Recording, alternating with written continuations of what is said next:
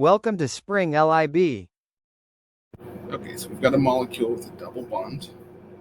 Okay, and one side going down is a 2-carbon chain, and then also going up is a 2-carbon chain. And on the left-hand side, we have hydrogen going down and a 1-carbon chain or methyl group there. We're reacting this with water in the presence of H2SO4 or sulfuric acid. What the sulfuric acid does is converts the water into a hydronium ion, H3O+. So it just tacks on hydrogen there.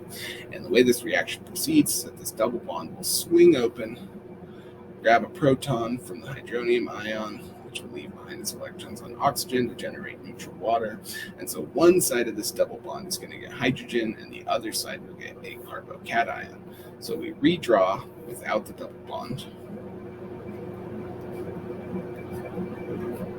And on one side, we're going to put a hydrogen, and on the other side, we're going to put a positive charge. I'm not going to draw this hydrogen in this next step.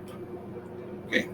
In fact, I'm going to erase it from our initial molecule. It's not necessary to show once we've done what we're doing. I'm also going to color code this hydrogen so we can see exactly what we're talking about between our two options. So one option would be to add the hydrogen to this side and put a carbocation on this side.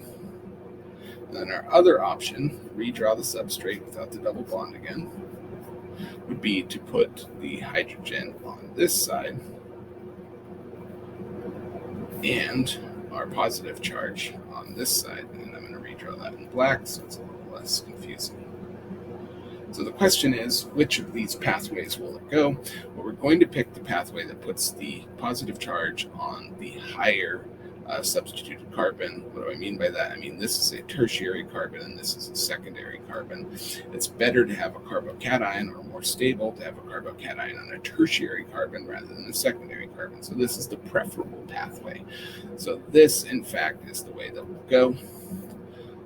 Okay. And then the next step is, well, recall that we deprotonated hydronium. That generates neutral water. So we still have some neutral water hanging out around for this next step.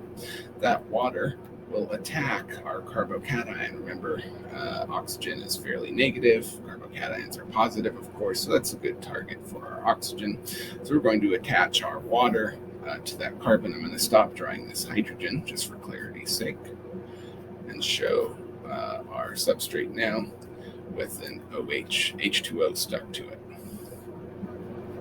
I'm going to draw a bond to one of the hydrogens because it'll be useful for the next step. Notice that we no longer have a carbocation here because we've got carbon with 4 bonds, that's neutral, but now we've generated oxygen with 3 bonds, 1 to hydrogen, 1 to hydrogen, 1 to carbon, which means our positive charge is on oxygen now. And so our final step is that an additional water molecule of water, or the conjugate base of our sulfuric acid, however you want to think about it, will come by. I'm going to use water. We'll come by and deprotonate our oxonium ion to generate a neutral alcohol, like so. And so one other way you can look at this, it's a little more, less like going through the mechanism, is sort of systematic. Oh, let me just say that is your final answer. But let's think about this sort of systematically for a second. Recall our starting material.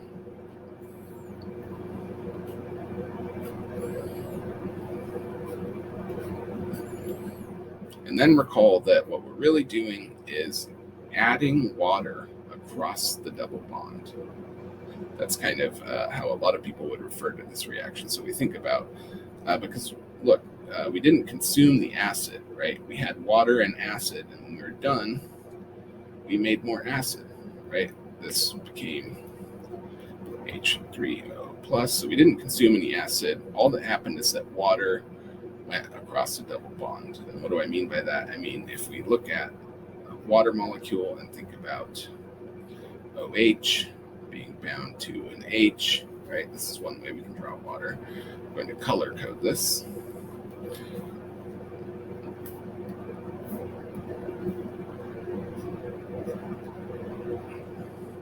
We're we're going to redraw the substrate without the double bond. And to one side of the one of the carbons that is participating in the double bond, we add a bond to OH, which I guess I should do in green just to keep the color coding.